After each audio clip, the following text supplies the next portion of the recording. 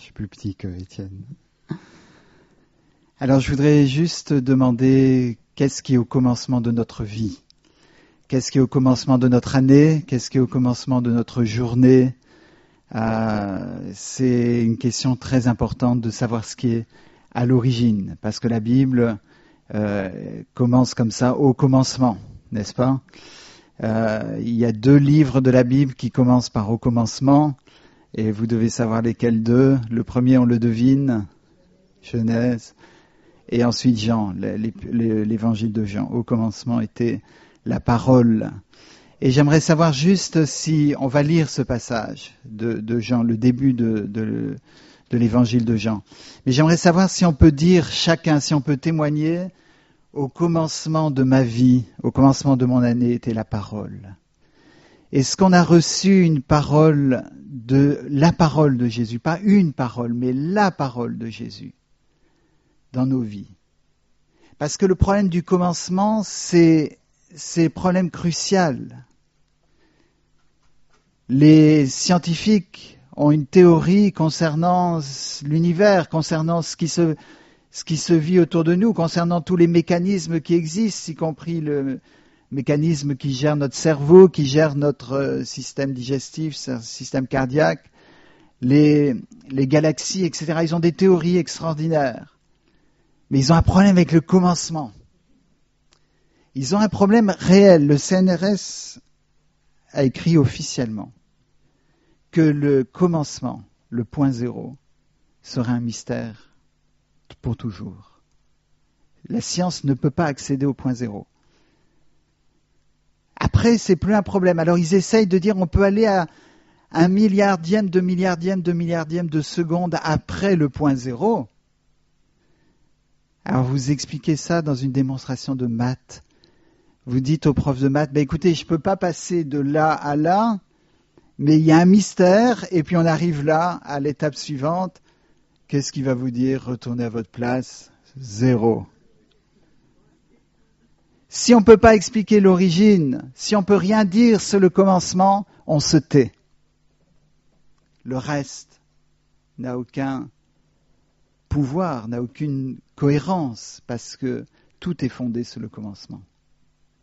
Et si le commencement n'est pas là où est un mystère, eh bien tout le reste est un mystère. Mais la Bible parle du commencement. Au commencement était la parole. Au commencement, Dieu créa. Et vous savez que, par conséquent, tous les évolutionnistes sont créationnistes.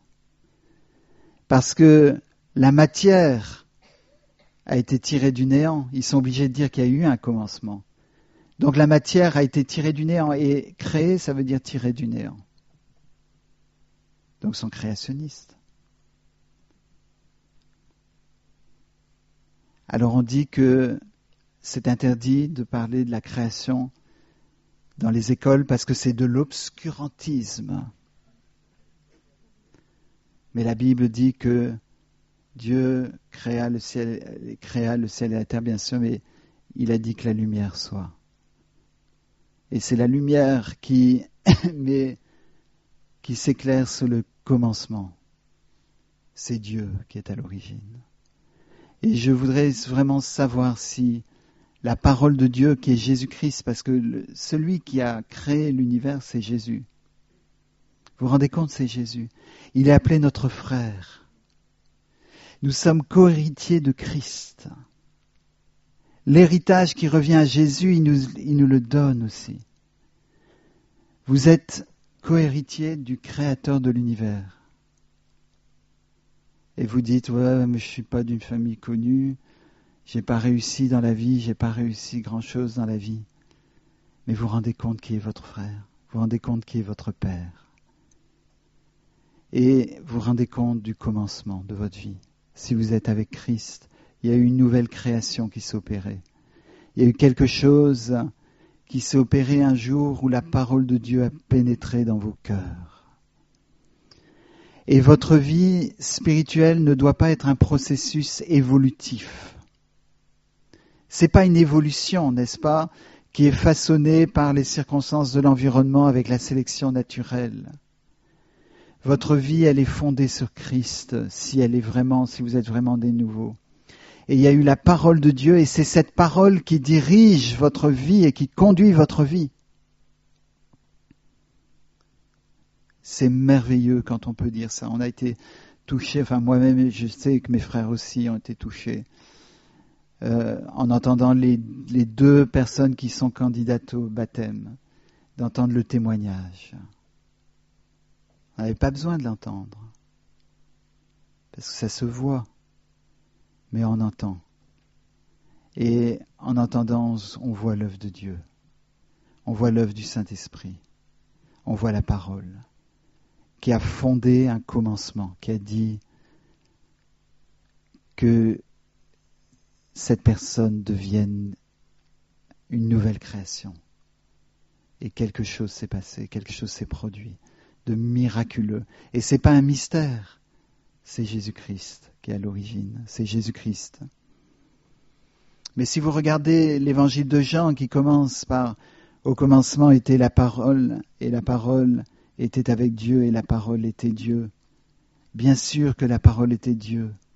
Parce que ce qui sort de la bouche de Dieu, ce qui sort de Dieu, ce qui est produit par Dieu, c'est Dieu lui-même. Donc sa parole, c'est la manifestation de l'Esprit de Dieu sous une forme audible ou visible. Et cette parole, elle touche les cœurs encore aujourd'hui. Elle convainc de péché, elle convainc de justice et de jugement. Et dans l'évangile de Jean, vous voyez tout un tas de personnes qui ont reçu la parole de Jésus, qui ont reçu Jésus et qui ont reçu une parole.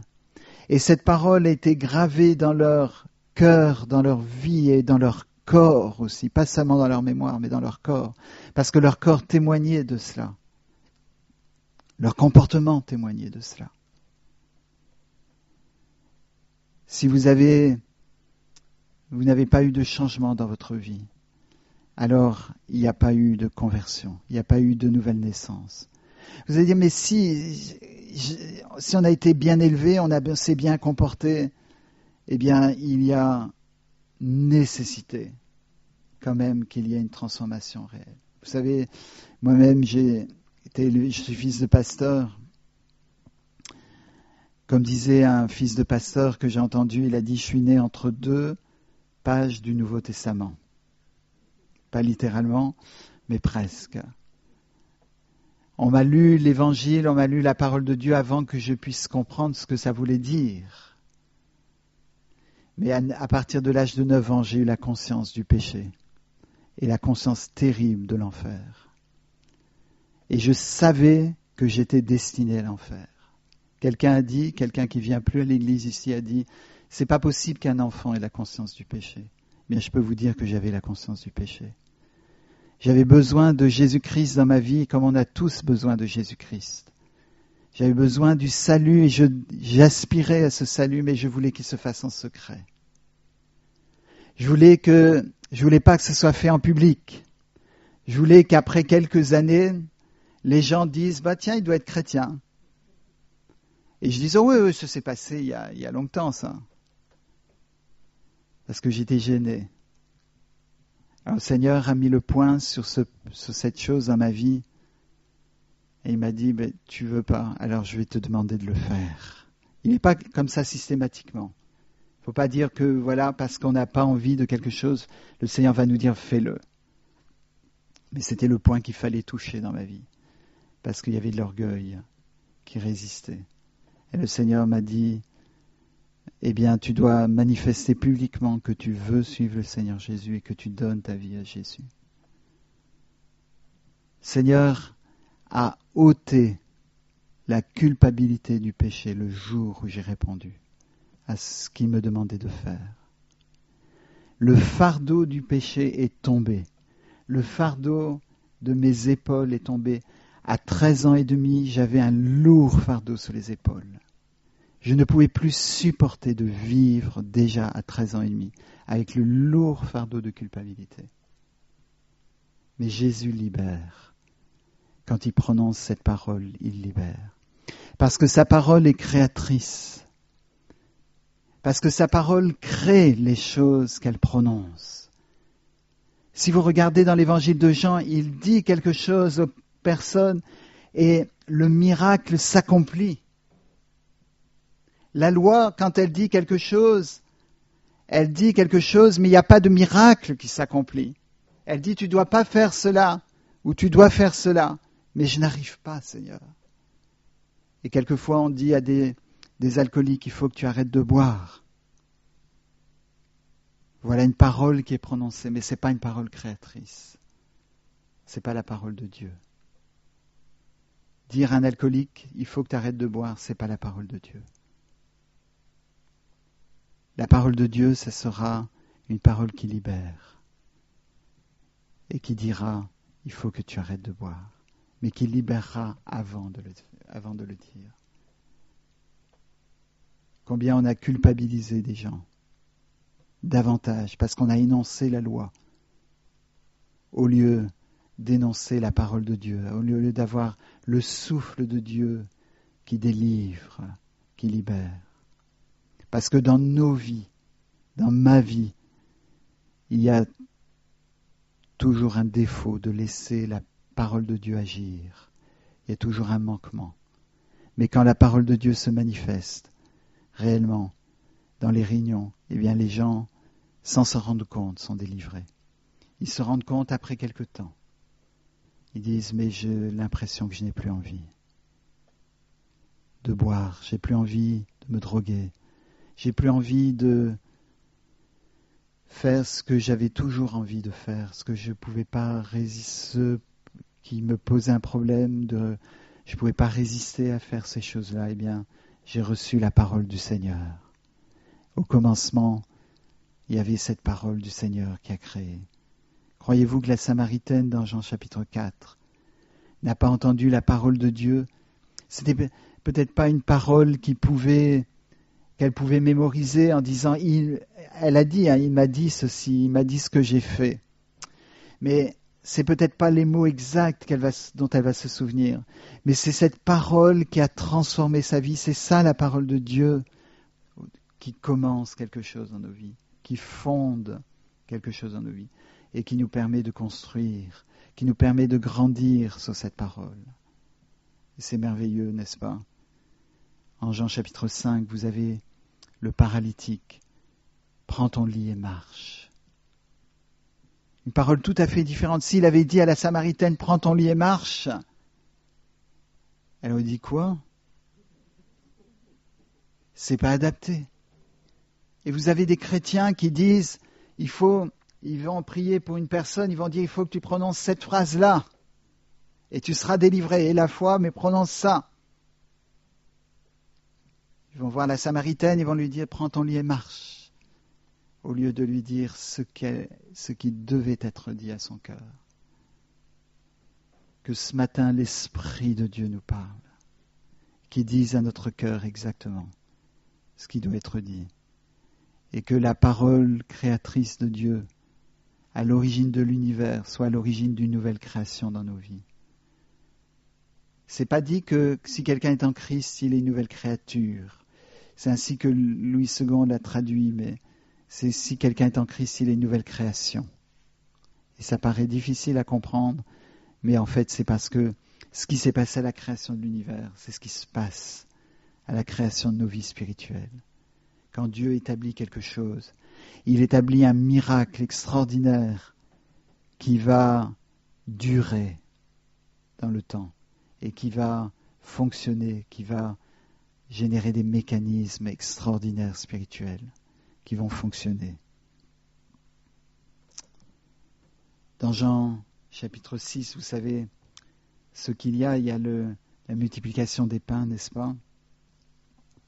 Là aussi, il y a eu une parole qui a été dite. Peut-être pas une parole verbale, mais il y a eu la puissance de Dieu. Il y a des gens qui ont essayé d'imiter cela.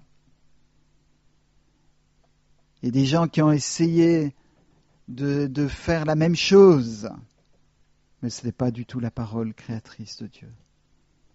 Ce n'était pas Dieu qui parlait. Et le plus grand miracle de Dieu maintenant au niveau de la multiplication du pain, c'est comment Dieu peut utiliser le peu la misère de ce qu'on est, de ce qu'on a, de ce qu'on peut dire, de ce qu'on peut faire pour sauver des âmes, pour nourrir des âmes. Et si dans cette église, encore une fois, il n'y a pas du pain à manger, si on doit se partager des toutes petites miettes de pain,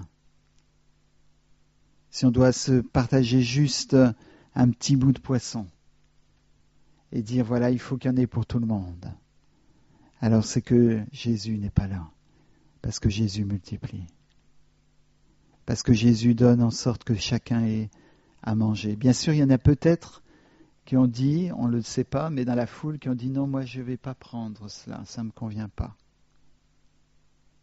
Eh bien, ceux-là n'ont rien eu, mais les autres ont dû se régaler, de manger un miracle de Dieu, de manger le résultat, le miracle de Jésus, c'est extraordinaire, n'est-ce pas? Eh bien, manger de la parole de Dieu, manger Jésus-Christ lui-même, c'est quelque chose de merveilleux. Bien sûr, vous avez Jean, chapitre 8, après, avec la femme prise en flagrant délit d'adultère, et la parole libératrice de Dieu, la parole libératrice de Jésus. Si vous avez besoin d'entendre cette parole de Jésus, alors demandez à Jésus. Venez à Jésus, venez en sa présence. Et c'est là où il y aura une parole qui va être prononcée. Ce sont vos péchés qui vous séparent de Dieu, comme on l'a lu, comme il a été dit.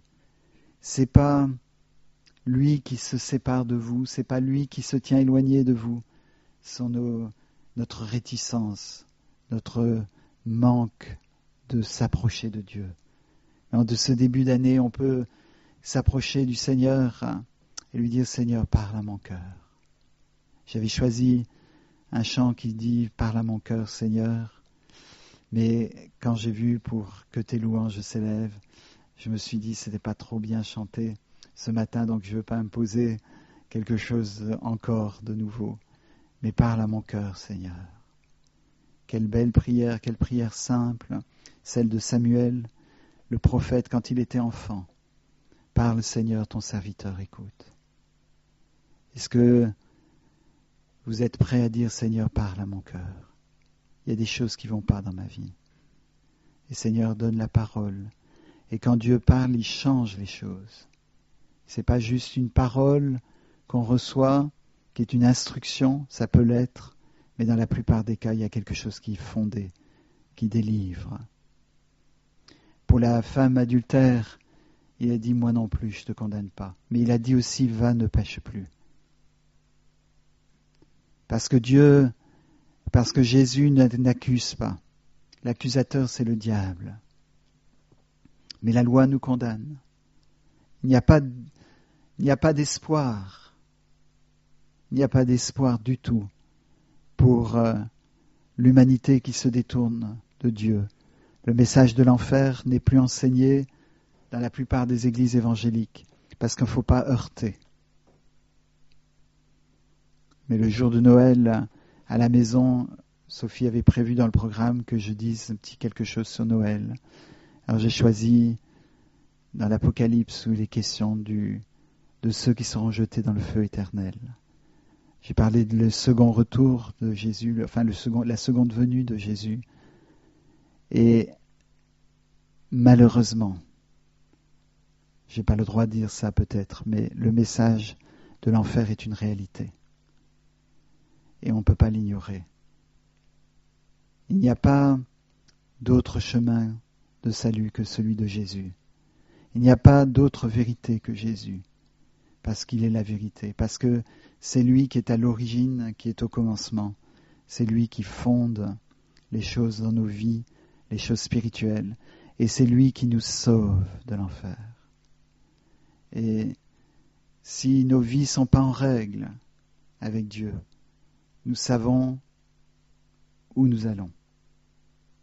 Mais si nos vies sont réglées par la parole de Dieu, nous savons aussi où nous allons.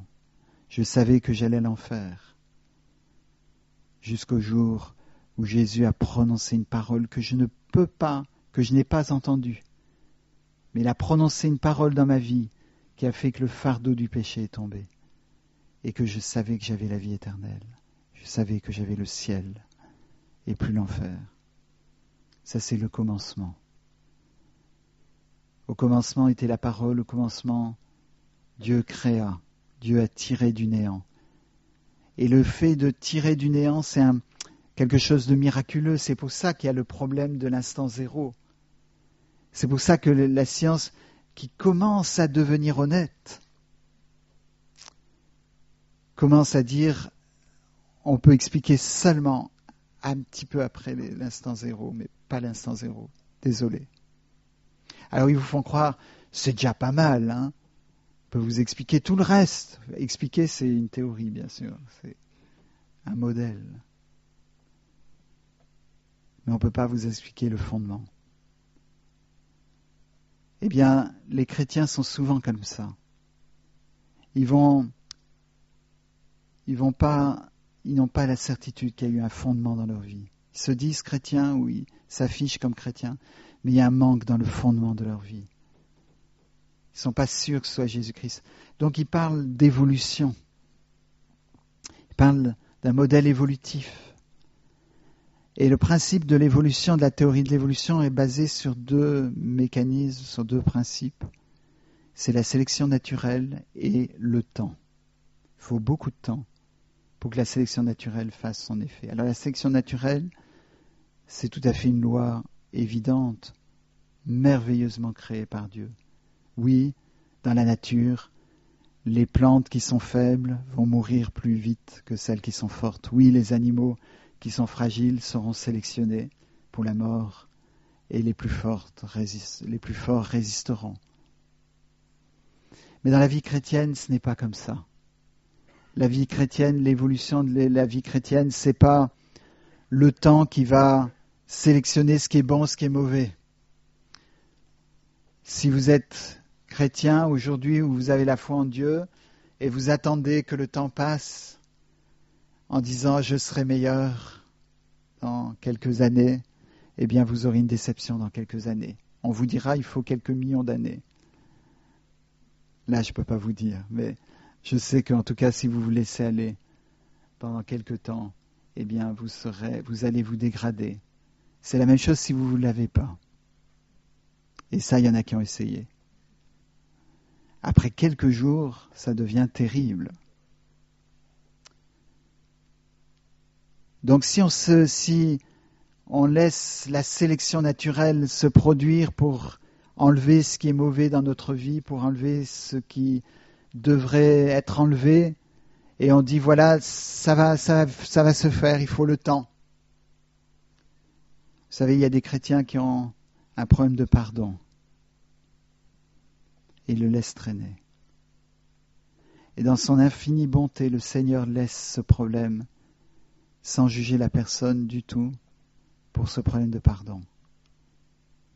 Il le laisse traîner pendant des années en disant ça va s'arranger, je suis troublé actuellement, mais un jour j'obtiendrai le pardon, moi-même je serai soulagé, ça sera oublié. Si vous avez besoin de pardon, la parole du Seigneur est très claire pour vous, c'est vous lever et vous demander pardon. Si vous devez pardonner à quelqu'un, eh bien vous prononcez devant Dieu ce pardon, du plus fort que vous pouvez le faire. Si vous pouvez chez vous, vous le criez en disant « Je pardonne au nom de Jésus ». Si vous pouvez le faire, vous criez que vous aimez la personne qui mérite votre pardon. Mais faites-le. Ne laissez pas les années, les semaines traîner, n'est-ce pas? Réglez ces problèmes-là. C'est quelque chose qui doit être réglé dans votre vie. Faites-le pour qu'il y ait un commencement, pour que l'œuvre de Dieu puisse continuer dans votre vie. Je me rappelle moi-même, quand sur un frère, j'avais un problème dans ma vie. Je ne pouvais plus voir ce frère de manière positive. C'était terrible. Je ne pouvais plus le voir de manière positive. Tout ce qu'il disait, c'était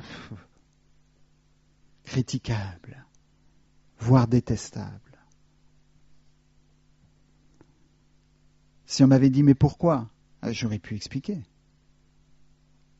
Il y a ceci, je suis pas d'accord avec ça, je suis pas d'accord avec ça, je suis pas d'accord avec ça. Mais le Seigneur m'a donné la parole. Et il n'a pas dit, ah oui, t'es victime. Hein. Il m'a dit, va demander pardon à ce frère. Quand j'ai demandé pardon, c'était réglé. Je voyais ce frère de manière positive tel qu'il était. Je le voyais comme un homme de Dieu et plus comme un homme qui posait problème. J'étais d'accord avec lui sur tous les points pour lesquels j'avais des problèmes avant. La parole libératrice de Dieu, parce qu'il faut demander pardon quand on doit demander pardon. Mais on laisse traîner en disant le temps va régler mes problèmes. Le temps va faire que je vais évoluer positivement. Ça ne marche pas comme ça, c'est un principe athée ça. C'est un principe qui n'a pas de fondement, qui n'a pas de commencement. Alors si on enlève le commencement, on a quelque chose qui doit fonctionner avec le temps et avec le hasard et avec la sélection naturelle seulement comme principe créateur. Mais le Seigneur a quelque chose de nouveau pour vous. Et le Seigneur veut faire pour chacun de nous en 2018 quelque chose de nouveau. Il veut créer quelque chose. Si vous n'avez pas donné votre vie au Seigneur, c'est l'occasion de le faire en 2018. Et vous les adolescents qui êtes sollicités par le monde d'une manière que jamais l'humanité n'a connue, prenez position pour Jésus-Christ. Il n'y a pas d'autre choix, il n'y a pas d'autre chemin qui puisse vous amener au salut. Le chemin, si vous n'avez pas connu Jésus-Christ, le chemin c'est l'enfer sur lequel vous êtes, jusqu'au jour où vous êtes réconcilié avec Dieu. Vous êtes réconcilié avec Jésus. Vous avez pris la position courageuse de dire « Moi, je veux suivre Jésus », même si mes amis adolescents ne le suivent pas, moi, je veux suivre Jésus. Et Jésus vous aidera devant les tentations. Devant les tentations, il y aura la parole de Dieu qui va se prononcer à vos cœurs pour vous délivrer de tout ce qui vous lie, de tout ce qui vous attache, de tout ce qui gère vos comportements. Mais ce n'est pas pour 2019, ce n'est pas pour 2018, c'est pour aujourd'hui. Aujourd'hui, si vous entendez sa voix, si vous entendez sa parole, n'endurcissez pas vos cœurs, juste venez à Jésus. C'est lui qui a la parole, ce n'est pas nous qui avons la parole, c'est Jésus qui a la parole. Parole de la vie éternelle. À qui d'autre irions-nous, disait Pierre, tu as les paroles de la vie. Et c'est ces paroles qu'on veut entendre et que je veux entendre pour ma vie aussi.